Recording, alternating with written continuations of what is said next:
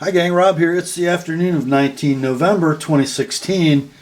Got a knife review for you guys, and this will be one of those painful knife reviews if you don't own one of these knives, because I'm going to rave about a wonderful Spyderco knife, and then I'm going to tell you the bad news. It's discontinued and ridiculously expensive on the secondary market. So out of this here black and red and gold and white and silver Spyderco box, one of my favorite things to open, comes this thing. This is the Spyderco Sage 4. Okay? The fourth iteration of the Sage series.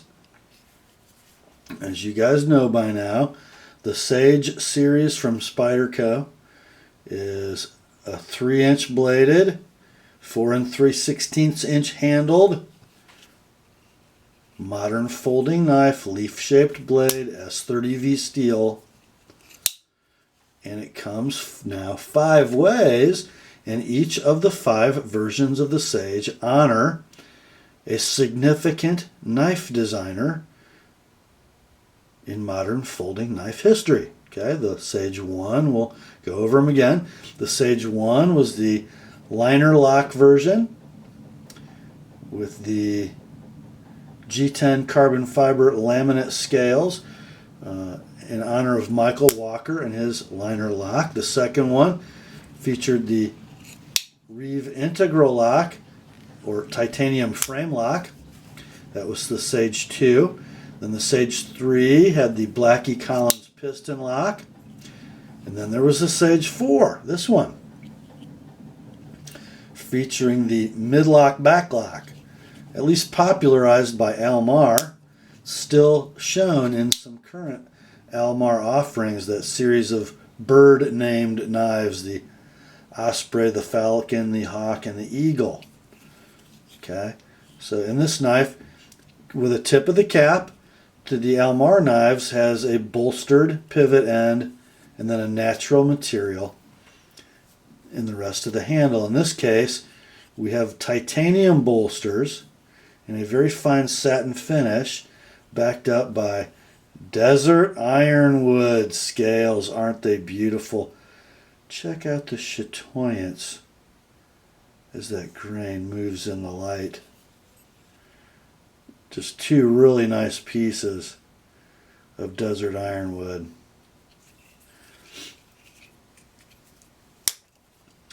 And let's see what else about this knife. One distinction it has from it and all the other Sages is the weight. This is not a 2-ounce knife. It's not even a 3-ounce knife. In fact, it's not quite even a 4-ounce knife. I weighed it at 4.2 ounces. There's a lot of metal in this knife. We got fairly thick steel liners, a big, thick stainless steel backspacer, a stainless steel lock bar, and then 2 titanium bolsters. The blade weighs virtually nothing. It's a very butt-heavy knife. Balance point sort of toward the back of the second finger groove. You know, in a knife this small, does balance matter? No. In a knife this beautiful with luxurious materials, does that heft make you feel better about it? I think it does. It needs to feel like a substantial knife. I don't mind the weight, not one bit in this knife. Really, really cool. So let's look at the Sage blade again. This my blade measures 3 1/16 inches, so it's one of the longer ones I've ever measured, which means it's probably nice and thin at the edge. It was sharpened with a minimum of material removal at the factory. Now, I will say this satin finish is a little inconsistent compared to other Sages and other Taichung Taiwan knives I've had in hand, but I don't care. It is nice and thin behind the edge, and consistently so. The secondary bevel you're looking at is at 15 degrees per side. with a little tiny 18-degree micro. And Spyderco does such a good job with their S30V. I think it cuts. Let's.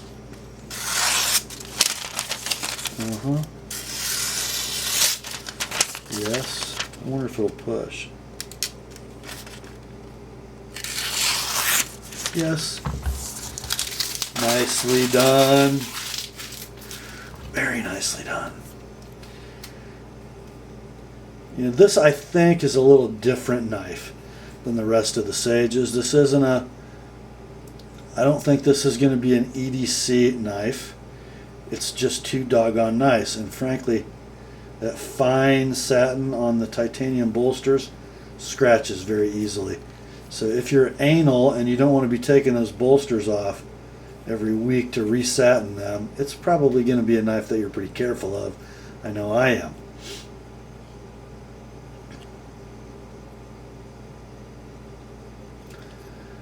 Pivot, I think, a little different on the Sage than on the Sage 4 from other Sages and lots of other Spyderco knives.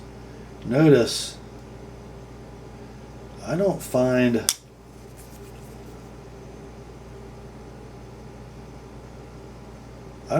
any washers. If there are, they're very, very, very, very thin, but I don't see any blade tang scratches. So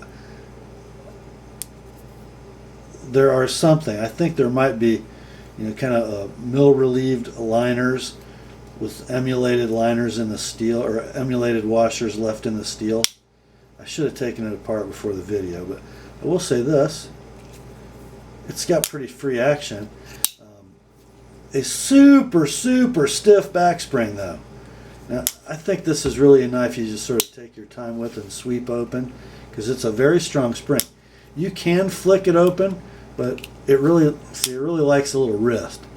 There's a lot of spring tension, so even though it's very smooth as the blade tang interacts with the tooth on the back spring, this camera's there. So it takes wrist to flick open. You know, there's not a lot of blade mass swinging, and it's a super strong back spring. That kind of shows you how free it is, but I mean, it pulls in from way up here.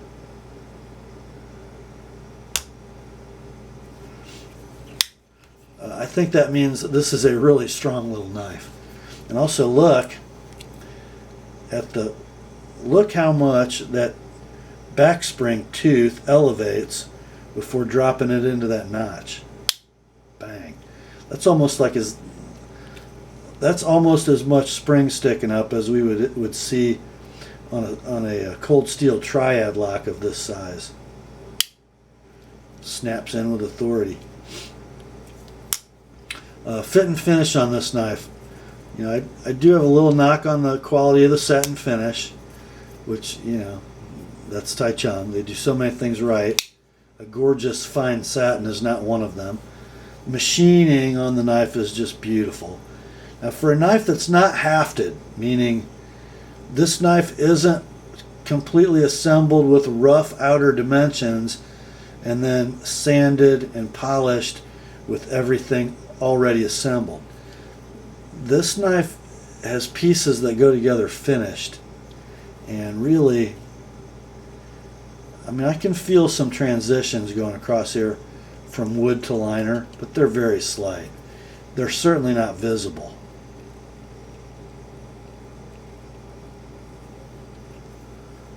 When the knife is open, the back spring is not flush, which I think is interesting. It's actually sunken into the tang a little past flush, which means the back of the back spring will catch a nail. Guys, we're talking about 3 or 4 thousandths of an inch, okay? When the knife is closed, that spring's totally flush, or that lock bar's totally flush.